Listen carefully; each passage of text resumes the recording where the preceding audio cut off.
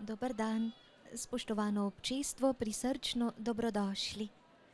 Krepko se oprimimo kljuvke in poletimo z razpetim dežnikom, ki rumeno gori in se smelo dviguje nad mestom. Strune, strune, milo se glasite. Pravlična je oda, literarna je bela Ljubljana. Prisrčno dobrodošlico izrečem Mateji Kregar-Gliha, raziskovalki v sklopu doktorskega študija inovativnega turizma Univerze na Primorskem in akreditirani trenerki turističnih vodnikov, in profesorici doktorici Mileni Milevi Blažič, redni profesorici na Pedagoški fakulteti Univerze v Ljubljani, ki poudarjeno raziskuje polja didaktike slovenščine, slovenske književnosti s poudarkom na mladinski književnosti, teorije pravljic in potlej dalje. Vaše raziskovalno polje je pošteno razprostranjeno. V strnjenem vodniku Pravlična in literarna Ljubljana pred nami srkamo raznorodne prišepe. Ključnim zgodovinskim oprimkom se pridružijo literarni medklici, ki jih vedrijo likovne umetnije slovenskih mojstrov in drugo dragoceno gradivo. Naslovnik je slehernik, ki budnih čutov opreza za življenjem vseokrog. Mateja Kregar-Gliha, kako drameča je Ljubljana, najprvo, in navsezadnje tudi kako predramljena je naša prestolnica. Prosim.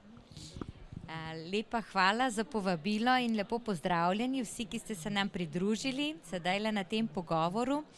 Ja, Ljubljana je predramljena toliko, kolikor jo mi dramimo. In mislim, da je eno od tistih mest, ki dejansko ne pušča nikogar, bi rekla tako, nedotaknjenega. Namreč na vsakih 5 korakov se nekaj zgodi, na vsakih 5 korakov nam nekaj pripoveduje. Zdaj kot zgodovinarka seveda grem vedno pogledat zgodovinsko dejstvo, ampak veste, za vsemi temi zgodovinskimi dejstvi obstaja tudi človek, duša, in to dušo je potrebno obuditi. Tako da dejansko je odvisno od nas, koliko odprtega duha smo.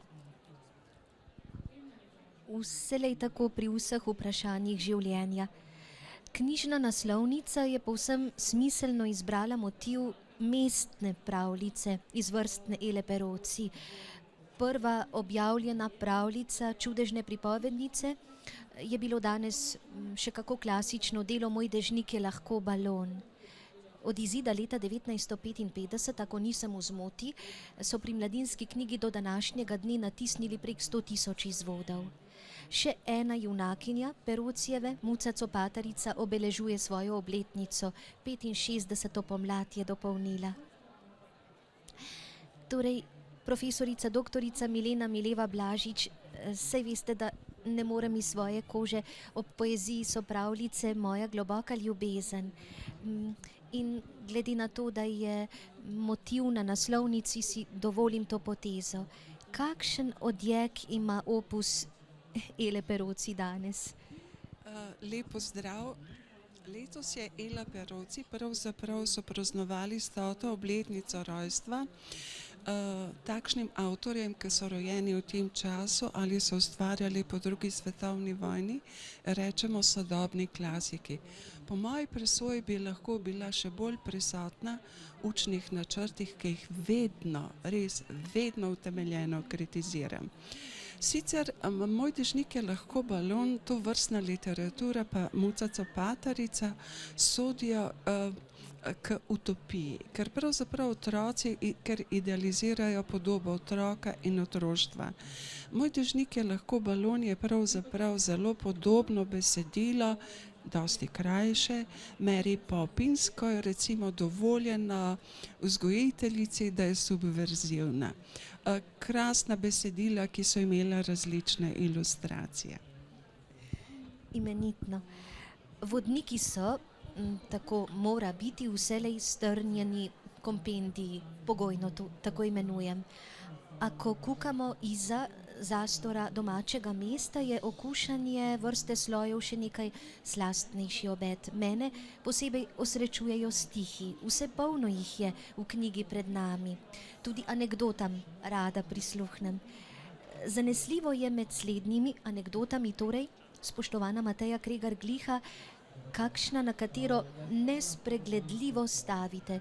Naj bo pred vami Francoz ali Nemec ali Slovenec, če pol parafraziram Srečka Kosovela. Pa mi povejte, prosim, najprej so obiskovalci mesta Ljubljana količkaj predvidljivo občinstvo. Kaj jih vselej spet izmed tega, kar jim zaupate, očara ali more biti preseneti? Ja, imamo kar nekaj vsebin, ki obiskovalce presenetijo. Verjetno je že prva takoj na začetku, če se srečamo na Prešernovem trgu. Namreč glavni trg glavnega mesta je posvečen največjemu slovenskemu pesniku. Običajno so vsi trgi poimenovani po kakšnem vojskovodji, generalu, nekomu, ki se je boril v vojni za neko svobodo, in oni so presenečeni, da smo naslovili glavni trg po nekom, ki se je boril za svobodo z besedami. In to s kvalitetnimi besedami, pesnitvami, tako da že takoj na začetku začutijo, da smo mi nekoliko drugačni. Medtem ko naslednja točka, ki pa se je ne sme spustiti, je pa seveda Zmaj. Zmaj lahko bi bil tolovaj, lahko je pa povezan z zgodbo o argonautih, ki nas pa seveda poveže potem tudi z ostalim delom sveta. Potem pa na ti dve zgodbi mi potem recimo dodamo še kakšen lasten kamenček. Kako nabrito in bistroglavo, da ste snovalci knjige, pravzaprav snovalke, ob bok Prešernovega povodnega moža sklenile postaviti fantastično humorno Urško Andreja Rozmana Roze. Vodnik bi vendarle želel odmevati na razposajeni in bolj daljnosežni časovni premici. Torej, kako ste strojili korake, da je navsezadnje pred občestvo stopila prav ta celota? No, omenila sem že prej, jaz sem se veliko izobraževala v tujini in vsakič, ko smo imeli kakšne mednarodne simpozije, zadnji dan je bil posvečen literarnemu sprehodu. Ali smo šli obiskati kakšnega Nobelovega nagrajenca, njegovo hišo, Rudyarda Kiplinga ali Philippa Pullmana, in vedno sem bila očarana, ali Tolkiena v Corpus Christi College, Lewisa Carrolla, in vedno me je to fasciniralo, kako si dejansko dosti bolj zapomniš prostor in tudi književnost, če imaš vpogled, more biti, lahko je to tudi moteče, ampak kako si dosti boljše zapomniš literaturo v prostoru in prostor v literaturi. Drugič, jaz osebno imam rada Ljubljano in Ljubljana ne samo zato, ampak imeli smo na razpolago izvrstno turistično vodičko, s katero smo velikokrat šli po teh poteh, ampak opravičujem se, veliko literarnih vodnikov je. Niso pa vsi kvalitetni, ker nekateri so samo promocijski, bolj sebe promovirajo kot recimo literarno-kulturno dediščino. Mogoče je to dolgočasno za prisotne, ampak hotela sem reči, da smo želeli nekaj več. In naša kolegica Alenka Žbogar, doktorica znanosti na Filozofski fakulteti, je dobila velik projekt, ki se mu reče CRP ali ciljno-raziskovalni projekt, in nas je bilo 6 in smo res 2 leti že odprej, 30 let znanja plus 2 leti raziskovalnega dela, raziskovali, kako je literatura postavljena v prostoru Ljubljane in kako je prostor, ljubljanski prostor, mogoče omenjen v književnosti. In eden izmed outputov tega projekta je dejansko tudi ta knjiga. Omenila bi dragoceno kolegico, ki ima neverjetno znanje, to je doktorica Monika Kropej-Telban, potem Marjetka Goleš Kavčič, tako da pravzaprav skupnimi močmi smo dali prostor v literaturo in literaturo v prostor na dejansko literarnih besedilih oziroma na citatih iz besedil. Upam, da je to dodana vrednost. Nespregledljiva dodana vrednost in iz srca hvala, da ste z miniaturko Golobje, Sidro in Vodnjak izrezali poklon tudi svilnato fini in nedosežni urednici in pisateljici Kristini Brenkovi. Veliko je drobnih biserov, ki vzradostijo mojo dušo in ki ne dvomim mnogo komu, rojenemu Ljubljančanu, rojeni Ljubljančanki odstrejo podrobnost, ki mu je bila dotlej neznana. Torej, navadno občestvo ceni kakšne, imenujmo jih manj posrečeno, ocvirke. Torej, vaše delo streže z veliko človeškimi potezami, pa me zanima, kaj napravi, da delo turistične vodnice nikoli ne postane enolično, da vas ne zaniha, skratka, v čustva, ki se jih po večini branimo. Veste, pravzaprav niti eno vodenje ni enako drugemu. Vsako vodenje je novo doživetje, tudi za nas turistične vodnike. Se pravi, da če tudi bi jaz šla recimo po isti poti, vsak dan, pred mano je vedno nova situacija, ker to je le živo mesto, se vedno nekaj dogaja in s sabo imam vedno nove obiskovalce. In če tudi bi nekdo prišel ponovno z mano na ogled, bi imel že neko drugo predznanje, se pravi, da bi jaz zopet to zgodbo morala drugače ali pa neko zgodbo še dodati še, mogoče res kakšen ocvirkec, kot ste vi rekla, poprej, katerega nisem uspela vključiti. Tako da niti dve vodenji nista enaki in mi smo vedno pred izzivom. Tako da ta interpretacija, to pomeni, da prilagodimo zgodbo na trenutno stanje in obiskovalca, se ves čas znova in znova spreminja. Nekoč se spomnim, sem imela, mislim, da je bilo 6 prijateljev iz Švice in smo bili okrog po mestu, tam urco pa pol, in potem so rekli, joj, tole je bilo tako čudovito, smo postali žejni, kar pomeni, da smo zaključili z ogledom, ampak naslednje leto so se pa vrnili z ženami. In potem, ko so oni prišli, sem rekla, mi smo se že videli lansko leto, zdaj bom pa jaz morala malo razmisliti, kaj smo mi lani to delali. So rekli, nič skrbeti, samo vemo, da nam je bilo fantastično in zato smo pripeljali tudi svoje žene. Se pravi, da dejansko želimo vzbuditi tista prijetna občutja, ki nekomu dajo željo po še več, da postanejo žejni in to je tudi namen tele naše knjige. Profesorica doktorica Milena Mileva Blažič, v dodatku k vodniku vredno zapišete. V slikanicah, v verbalnem in vizualnem gradivu se literatura zrcali kot pomnilnik kulture, vpete v mednarodni kontekst. Slikanice so odličen medij in repozitorij kulturnega spomina, v katerih je veliko elementov medbesedilnosti, kar radi podčrtate. Tudi same slikanice oziroma literarna besedila svojo materialnostjo predstavljajo kulturno dediščino. Kako nepreklicno resnično, pa se vseeno ne zdi, da bi bilo to v občem zavedanju, kaj ne? Še enkrat lep pozdrav. Prej si omenila, spoštovana in draga Tjaša, krasno avtorico, ki je žal prezrta. Prezrta je kot avtorica, prevajalka in urednica. Bom povedala tudi en tak briljanten drobec. Kristina Brenk v knjigi Obdarovanja, ki je sestavljena iz 4 njenih knjig, omenja en prostor, ki ga danes ni najti v Ljubljani. To je Cicibanov gaj. Ne vem, če se spomnite, morebiti, kdo izmed vas, kje je ta prostor. Jaz moram priznati, da sem toliko časa in študija potrebovala, da sem ugotovila, to je bil prostor na tleh današnjega Maxi Marketa in tako naprej. Torej tega prostora de facto ni več. Spomin na ta prostor je v briljantni Kristini Brenk, v njenih črticah z naslovom Cicibanov gaj. Jaz upam, da bo naša srčna urednica šla naprej ob Kristini Brenkovi, ki je poganjala razvoj mladinske književnosti. En detajl, dopisovala se je z Astrid Lindgren.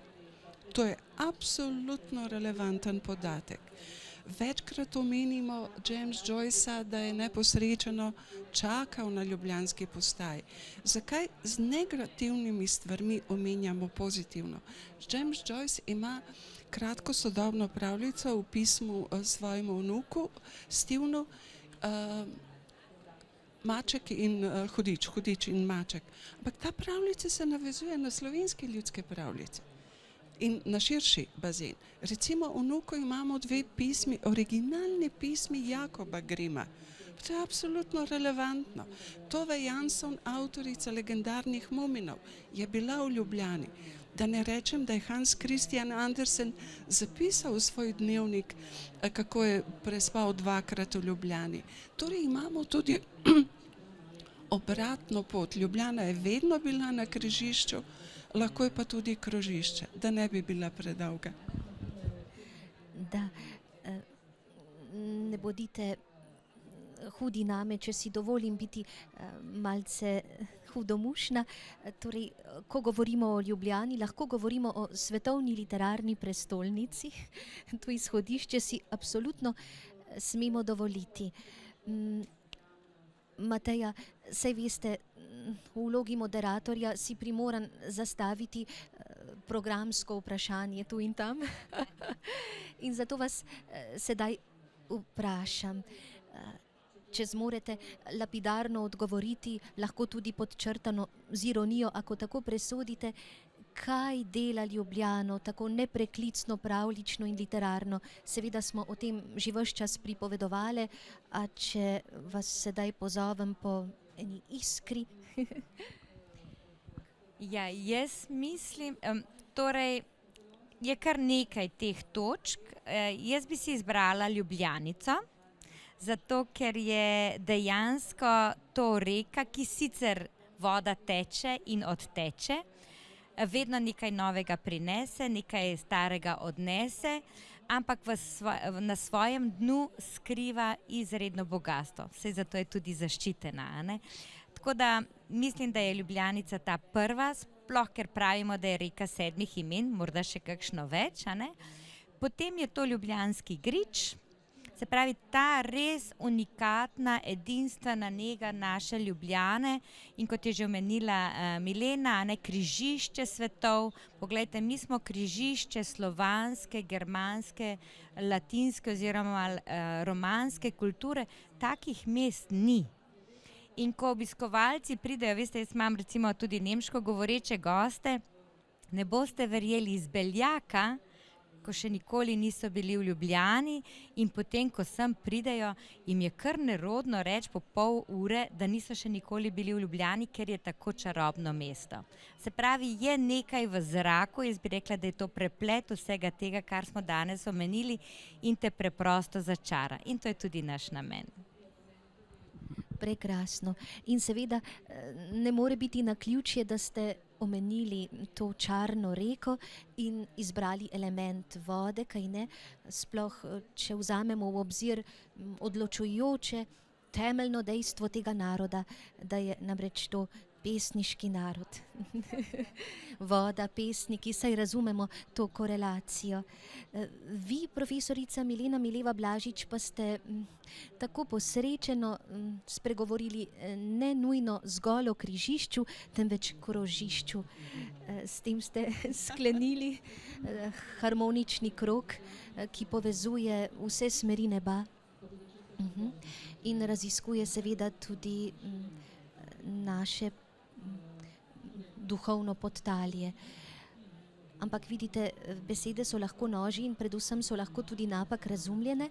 Zato bom sedaj prepustila besedo vam, spoštovani obiskovalci. Je kaj, kar vas muči oziroma vas srbi kakšno vprašanje, ki bi ga želeli zastaviti bodisi Mateji Kregar Gliha, bodisi profesorici Mileni Milevi Blažič? To bi bilo lepo, pravi Mateja. Sogovorci so vselej veseli vprašanj iz občinstva, ker so po pravilu izvirna. Tista prava. Tista prava. Povem, kaj obiskovalce zanima. Aha, Matej?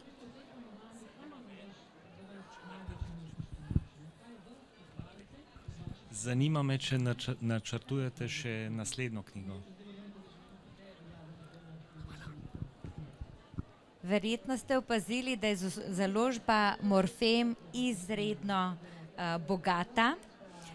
Zato se počasi borimo, da bi mogoče tale naš projekt dosegel še kakšno naslednjo točko, tako kot ste rekli. Predvsem jezikovnega prevoda, to nam je ena taka velika želja, bomo se še mogoče v bodoče pogovorili. Namreč za našo slovensko literaturo se zanimajo tudi tuji obiskovalci in nekaj takega je odlično za predstavitev naše kulture svetu. Tako kot ste že omenila, je premalo poznano, čeprav je stičišče različnih kultur. In pa seveda morda tudi za kakšne druge kraje po Sloveniji, ker ni samo Ljubljana, ne, to je samo začetek. Potem imamo še krasne druge kraje, Celje, Maribor, Kranj, ne bi vseh naštevala, ampak želja nam je, da bi kaj takega dobilo vsako slovensko mesto. Hvala. A poskušam odgovoriti? Prosim. Bom poskušala odgovoriti. Ni bil namen samo tega projekta, da se postavi prostor, da se najde prostor v literaturi in da se literatura postavi v prostor. Hoteli smo, ali vsaj jaz, se opravičujem, da govorim v prvi osebi ednine, ampak tukaj sem popolnoma zavestno z vsemi kompetencami in referencami šla tudi v redefinicijo literarne zgodovine. Primer. 3 stalnice so se izluščile znotraj projekta. Prešern, Martin Krpan in Povodni mož. Pri Prešernu smo želeli redefinirati njegovo podobo do lastnih otrok, ki jih je priznal. Potem smo želeli poiskati grob Ane Jelovšek na Dunaju, žal ga ni, ker je pokopana v grob sirot. Umrla je za pljučnico, grob je prekopan. Literarna zgodovina pravzaprav je nepravična do Ane Jelovšek, še posebej do Ernestine Jelovšek, ki je 2-krat napisala spomine na Prešerna v nemščini, ki bi jih morala ponovno prevesti iz leta 1903 in tako naprej.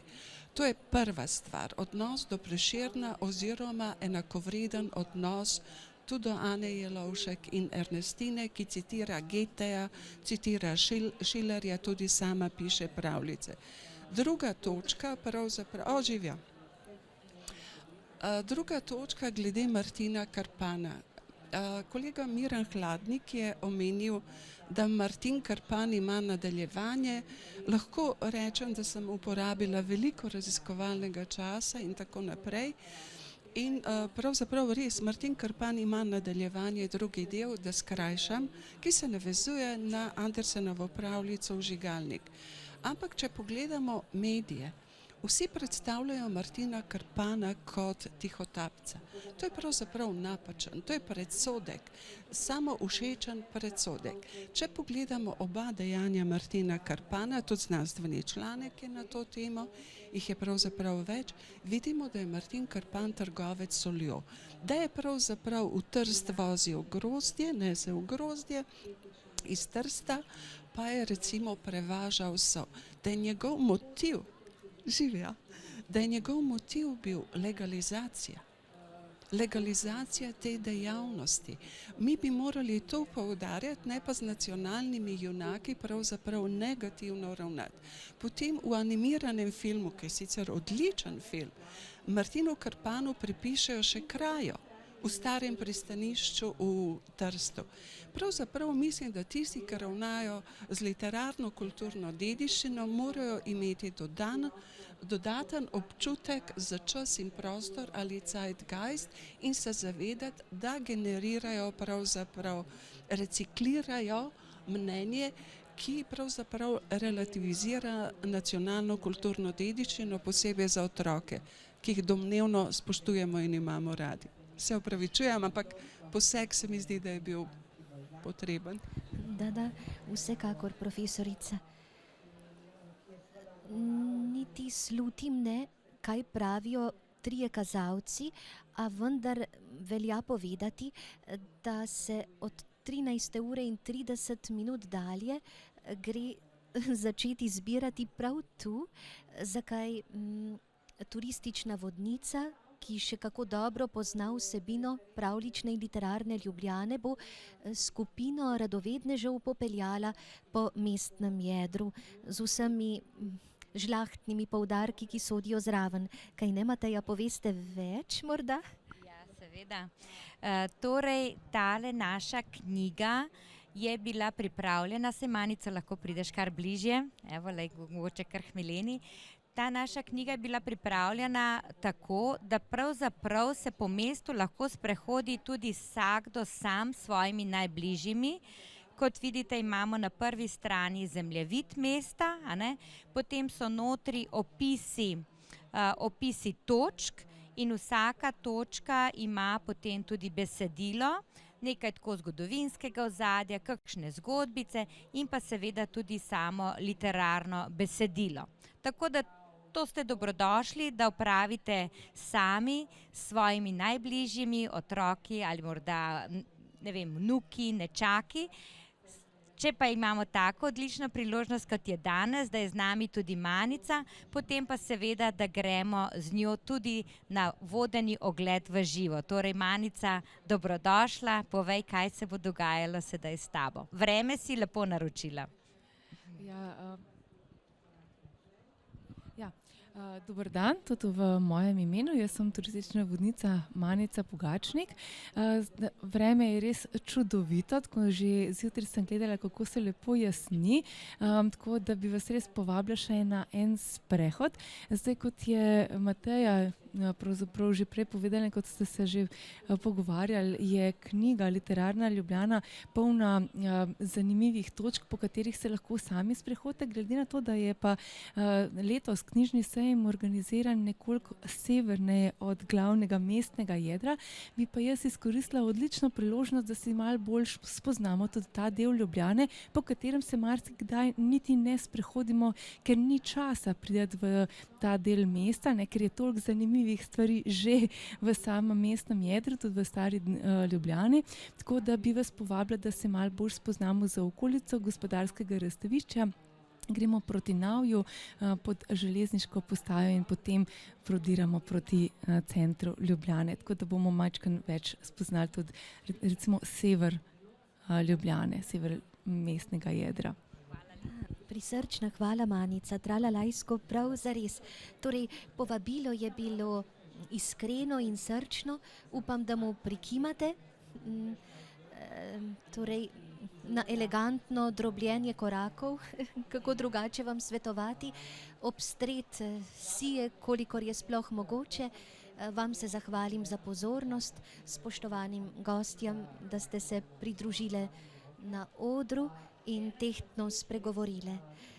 Če bi želeli po knjigi Pravljična in literarna Ljubljana torej polistati ali jo prelistati, pa ste dobrodošli na stojnici, prav tukajšnji stojnici založbe Morfem. Vnovič nepopisna hvala in bodite res lepo srečno. Hvala vam.